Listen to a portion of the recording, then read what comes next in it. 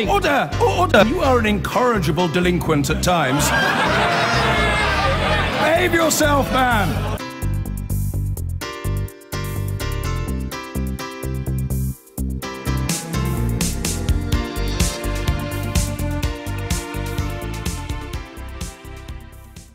Three Labour Party activists in Surrey have been expelled from the party after they decided to back a candidate who is standing for the National Health Action Party against the Health Secretary, Jeremy Hunt. Well, we can speak now to Steve Williams, who was one of those members kicked out of the party, calling himself one of the Godalming Three.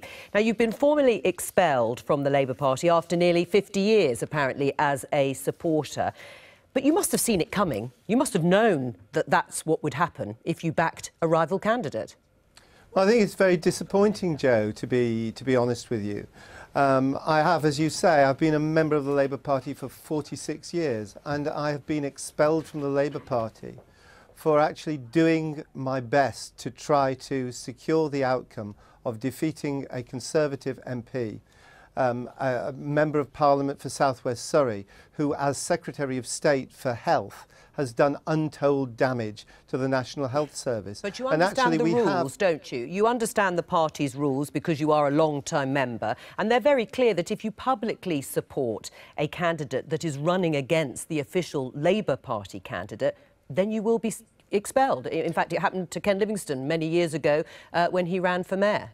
Well, what we're seeking to do actually is to get the Labour candidate to stand down in the constituency. It's the overwhelming view of Labour Party members in South West Surrey that the candidate that has been selected for the South West Surrey constituency should be stood down. And your party's branch agreed to that, didn't they? There was agreement locally for the Labour Party candidate to stand down, and was it Labour's ruling party executive, the NEC, who actually went over your heads? It was indeed. I have a letter from the head office of the Labour Party saying that I've been removed from the membership register of the Labour Party for actually trying to secure the return of a non-Conservative Member of Parliament for South West Surrey. You can understand. And this is happening all over the country. There are people who are seeing that it is appropriate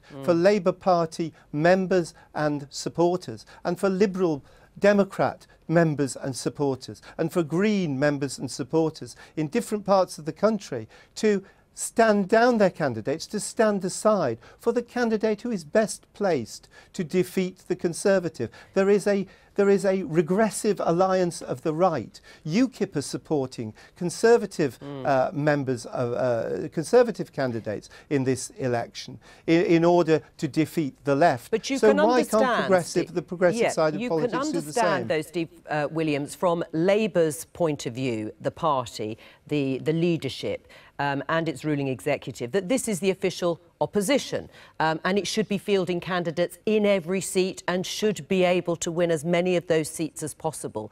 If you do what UKIP has done to some extent by agreeing to stand down candidates, you admit in the public's mind that you cannot put up a proper opposition against the ruling party. No, Labour is the alternative party of government in this country, and I want to see Jeremy Corbyn at number 10 Downing Street, and it is precisely with that in view. And there are precedents for the Labour Party standing down its candidates. In 1997, in Tatton, there was a deeply unpopular Conservative Member of Parliament in Neil Hamilton, who is now moved over to UKIP, a deeply unpopular Member of Parliament, and the Labour Party and the Liberal Democrats stood down in Tatton. They stood down in Tatton in order to enable Martin Bell to stand as a unity candidate. And we've got that unique opportunity in South West Surrey now. We have got the opportunity to defeat one of the most unpopular Secretaries of State for Health that we have had in this country. OK, just very briefly, yes or no, will you reapply to join the Labour Party? In terms of the National Health Service.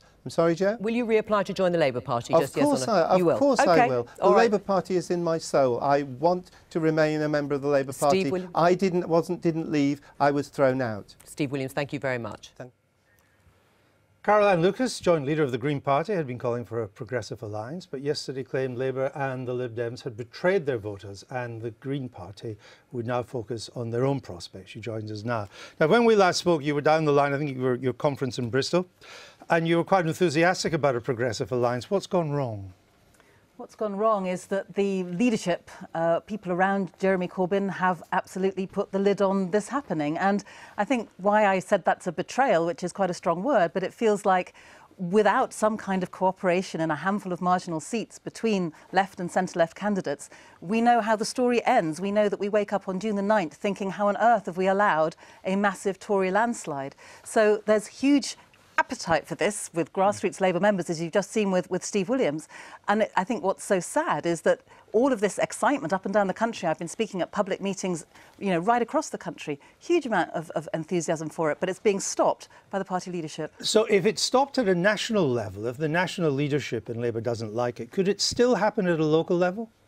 Well, I think the example we've just heard of Steve Williams shows that they won't let it happen at that level. Because if Labour people were to join in on that, then they get kicked out. They'd be expelled. And I just think, you know, this is not just about trying to get rid of the Tories, although it is that, but it's also about trying to return people to Parliament who will fight for a fairer electoral system. So we don't have to have all of these debates about tactical voting, so people can vote for what they believe in. Over 1 million people voted Green in 2015. Under a proportional system, that could have given us 24 MPs.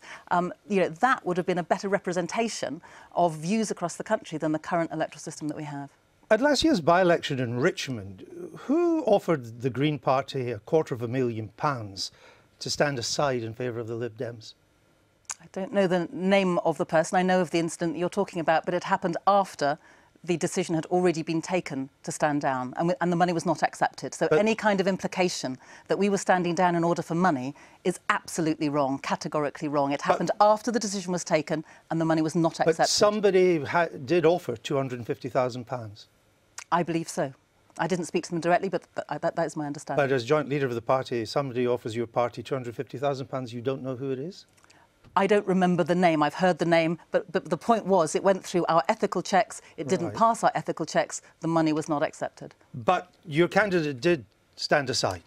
The candidate had already decided to stand aside, as indeed the candidate has decided again, because essentially what we had in the Richmond by-election was the chance to oppose Zach Goldsmith, who had been running a very racist campaign in London, and we wanted to try to get somebody in there who was going to support electoral reform. Except, and I'm sure you will have seen it, the Guido Fawkes website has a leaked internal document from your Richmond party saying that party staff from the centre added pressure on local activists and said that there was, quote, an offer of a large donation conditional on the party demonstrating its desire for a progressive alliance. Andrew, this has all been completely exposed as being 2 or 3 annoyed people in the Kingston party, in fact, not the Richmond party, who didn't agree with the decision to stand down. And as a result, they put out a document that has been absolutely criticised, condemned by our Green Party council. It looked into this. There was an independent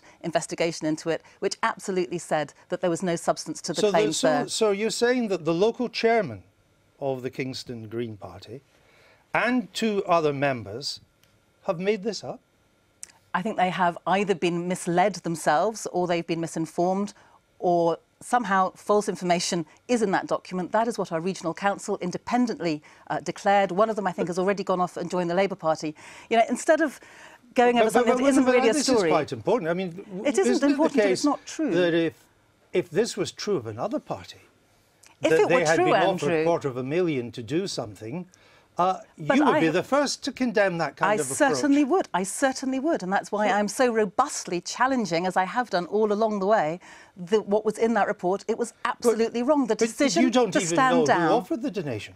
Andrew, I don't remember the name because I've never spoken to the person. Remember? I mean, you don't get offered $250,000 every day, because we turned it down, Andrew. We turned it down because it did not meet our ethical standards. This person could well come back and offer up money in a different context. Now, if he's offering money that don't meet your standards, you would need to know who that person is. The party knows who it is. I'm saying I'm very sorry, Andrew. I don't have that name. I came on to talk about the importance of defeating the Tories, who are going to be on course for a landslide Tory victory if we don't get our act together on the left. left. And that is what I would love to talk about, because it's incredibly urgent and important. This is still a matter that needs to be cleared up as well. Well, I've cleared it up for you, Andrew. It is completely false. The Regional Council has said it's false. But since you don't know who it is, you're therefore not able to tell I've forgotten the man's name for the purposes of this debate. If this money has come in another way. I know perfectly well it hasn't, because our chief executive is all over this. Of course it hasn't. It was the chief executive, according to the report, that the alleged offer amount of 250,000, the order to stand aside, came on the instruction of the chief executive. That is completely false. And, you know, the idea that we're spending minutes of valuable national airtime talking about a report by 3 people who have absolutely categorically been shown to be not telling the truth, either by design or by accident, is a real shame, because we should be talking about the fact that by working together, one of them isn't anymore because he's just joined the Labour Party. What we should be talking about be the Progressive Alliance in action. Yeah, well, it could. But what I want to talk about is the fact that Theresa May is on course for a landslide victory, and that is bad for the people that Labour says it stands for. It's certainly bad for the chances of progressive politics in this country, because with the kinds of policies going to be putting in place is not just the hard Tory Brexit, but also taking money out of our education system, as you've just been hearing. You know, our NHS is on its knees. The environment is nowhere in the debate, and has been nowhere in the debate so far. So I hope you'll have me back tomorrow when we're launching our Environment Manifesto. I'll have you back if you remember the name of the person that offered you I will get the figure. But look, the point was, well, Andrew, the figure is the name. Andrew, anyway, let me just go to the broader issue, because you've answered us. I have answered absolutely categorically. You're not standing against Vince Cable in Twickenham, so there are still areas where you're pulling back a bit to allow a non-Tory to get through. Is that right? Absolutely. Yes. How many seats do you think you'll do that in?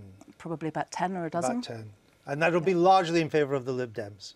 No, I think it's essentially when either Lib Dems or Labour will commit to going back to Parliament to fight for a fairer electoral system, one that doesn't give power to a government on less than 24% of the eligible vote. Would you stand aside for £250,000? No, I will stand. We will stand aside where there is a situation where a real Brexiteer, not a fly-by-night Brexiteer or a 5 to midnight Brexiteer, is in danger. Hang on, yeah, absolutely. Well, basically, who've changed their tune over the years. People who've campaigned with Theresa May. People, yeah. Well, actually, yeah, she's one of. We're standing against Theresa May, actually.